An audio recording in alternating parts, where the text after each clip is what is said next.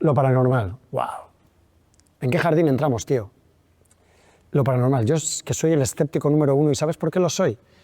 Porque conozco sistemas y formas de conseguir el mismo efecto sin que sea real. Y porque además sé la historia. El espiritismo es muy reciente. Nosotros en la Edad Media no hablábamos de espíritus. De hecho, no se puede hablar de espíritus, porque un espíritu sería un alma que no ha ido al más allá. ¿Me quieres decir que todo lo que pone en la Biblia es falso? No, no podías decirlo. Había un más allá, y el más allá estaba muy definido. Los fantasmas no existían. Entonces, con ese pensamiento, el judeocristiano, que hemos vivido toda nuestra parte occidental, todo este tiempo el fantasma es un invento nuevo que surge a partir de las hermanas Fox, a finales del 800, principios del 900, en 1900 y poco. O sea, es muy reciente, tiene 2 siglos. Antes, cuando había algo paranormal, que por ejemplo se caía algo, se movía un objeto, se hablaba de duendes. Siempre. Los duendes eran unas criaturas semimágicas que hacían esas cosas que nosotros no sabíamos de alguna manera explicar. Históricamente siempre fueron los duendes. Lo que pasa es que los duendes actualmente están romantizados. Nos los imaginamos como unos enanitos simpáticos, tal. Antes eran seres diabólicos, eran demonios los duendes. Y estos los hemos sustituido por fantasmas, por espíritus. Las hermanas Fox eran unas hermanas que ganaron mucho dinero haciendo un fraude. Una de ellas se tumbaba en la cama y decían que había un espíritu que la poseía. Y venía la gente, previo pago, podía consultar al espíritu, ella actuaba de medium, se lo inventaron ellas, le poseía y entonces la cama daba golpes en la pared, golpeaba el cabezal en la pared. Era un engaño muy burdo porque lo hacía con los pies, golpeaba a la parte de abajo, y entonces vencía la cama y pegaba. Comenzó como un juego y vieron que la gente no caía en cuál era el truco. Entonces lo fueron utilizando. Las hermanas Fox se hicieron de oro con este sistema y a partir de allí pues empezaron a surgir muchos mediums que también vendían esta supuesta capacidad con hablar con la gente del más allá. Pero una vez más, el bosque lo estamos ocultando con un árbol. A mí no me preocupa que hayan mediums que tengan la capacidad de hablar con el más allá. Me preocupa que si esto es cierto, estás diciéndome que hay un más allá. Y me estás diciendo además qué tipo de más allá es. No es el judeocristiano, no es la reencarnación budista, es algo bastante preocupante. Porque tu alma se queda atrapada entre 2 mundos de una forma muy angustiosa. Además, acabas de encadenar un infinito en el que hay una eternidad, que la vida es finita, pero el espíritu no. Y quiero decir, hay implicaciones mucho más terribles que estás ocultando con esto del medium. No te lo compro. Harry Houdini, que era mago, escapista sobre todo, él daba una recompensa brutal a cualquiera que le pudiera demostrar que él podía hablar con su madre. Y estuvo detrás de esto y desenmascaró un montón de estafadores. Y vinieron un montón de... Qué paradoja, ¿eh? Sí, de profesionales. Paradójico que él era el que hacía esos trucos. No, porque él era de magia. prestidigitador y él no tenía ningún problema en decir que lo suyo era un truco. Pero sí que se ensarfó contra esa batalla y se comprometió a... Sí, porque es que en aquella época estaba muy de moda. Piensa que Harry Houdini es de principios del siglo XX, estaba muy de moda el tema del espiritismo. Aquí en España, por ejemplo, Valle Inclán era uno de los aficionados al espiritismo que se hacía en el Café Gijón, en estos lugares de Madrid emblemáticos, aquí en Barcelona también se hacían reuniones donde venían espiritistas y hacían la típica mesa que levitaba, de repente, que tiene un truco. Sí, entiendo que todo esto sí, pero... Sí, tiene un truco.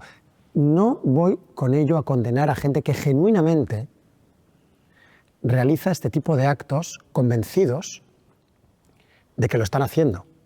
Porque esta gente muchas veces está ayudando a otras personas. Los videntes para mí son psicólogos no titulados. Vale. Son personas que ayudan, en el mejor de los casos, a personas que, por ejemplo, no irían a un psiquiatra y necesitan ayuda psicológica, y no irían a un psiquiatra porque tienen el estigma de que no voy al psiquiatra porque me vuelvo loco o porque eso es de locos, pero sí me voy a una vidente que me va a reafirmar en lo que yo quiero, me va a subir la autoestima o me va a decir aquello que yo quiero escuchar.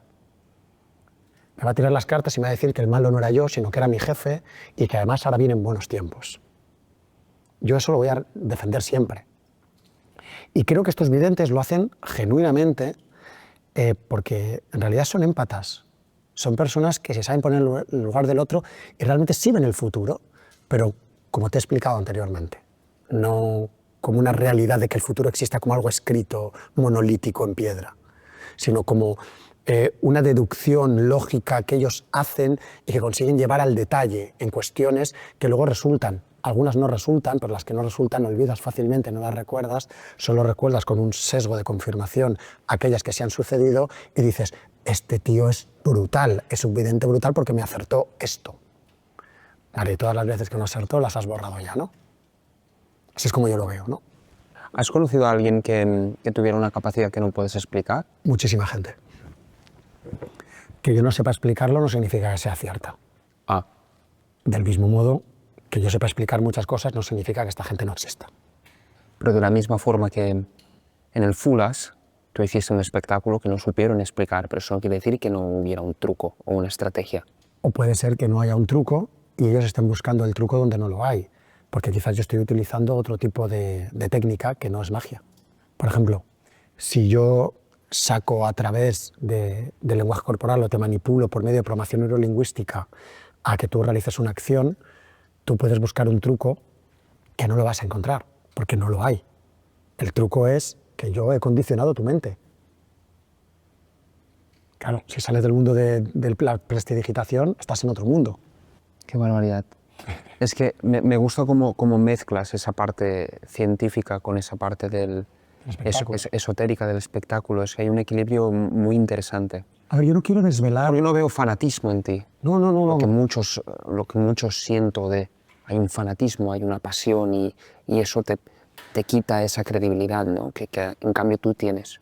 A ver, yo no quiero... Yo quiero ser honesto. Yo vendo un espectáculo donde yo hago un espectáculo para que la gente de verdad viva lo paranormal. Y ya te he dicho que yo creo que esto tiene mucho más mérito que si de verdad eres capaz de hacerlo, porque estás consiguiendo el mismo efecto sin tener la capacidad, lo cual es brutal. Del mismo modo, también es verdad que trabajo para empresas donde lo que se está comprando no son trucos. Se está comprando una capacidad real que se basa en cuestiones científicas. Cuestiones científicas que te pueden llevar, por ejemplo, a reprogramar tu mente, a conseguir percepciones que sean distintas, o, ¿por qué no?, a contactar con tu abuelo fallecido. Porque a tu abuelo fallecido lo tienes dentro tuyo. Y cuando yo realizo una sesión de espiritismo, tú consigues respuestas que te diría tu abuelo, pero ¿quién te dice que no eres tú el que las estás provocando? Entonces, tú no crees en las regresiones, vidas pasadas, el alma. Pero claro, hablábamos del consciente, el inconsciente, y hablabas de esos patrones de comportamiento y cómo podían ser heredados, podían ser de que tú tenías experiencia, pero en ningún momento has mencionado que podrían venir de vidas pasadas y de regresiones. Es que, nuevamente, las implicaciones de aceptar eso son mucho más grandes que el hecho en sí. Claro. Si yo acepto una regresión, estoy aceptando la reencarnación. Y si acepto vidas pasadas, estoy generando un bucle infinito que no tiene sentido, porque sabemos que el universo tiene un inicio. ¿Qué pasaba entonces antes de eso? No sabemos si tiene final, pero inicio sabemos que tiene. Porque sabemos que hay un inicio del universo. Tenemos medido 13.800 millones de años. Sabemos cuándo fue. Un miércoles. No, tanto no, pero sabemos. Entonces, las implicaciones de que hay una reencarnación, pero también, esto es muy importante, Adrià, lo que yo opino importa muy poco. Porque que yo piense que hay o no hay, no va a hacer que haya o no haya. Va a ser mi opinión, poco más. Yo tengo mi convicción, yo creo que esto no debería ser así, porque las implicaciones son aterradoras. Prefiero creer que vivimos en una simulación a creer que estoy reencarnado. Me parece más fácil de comprender.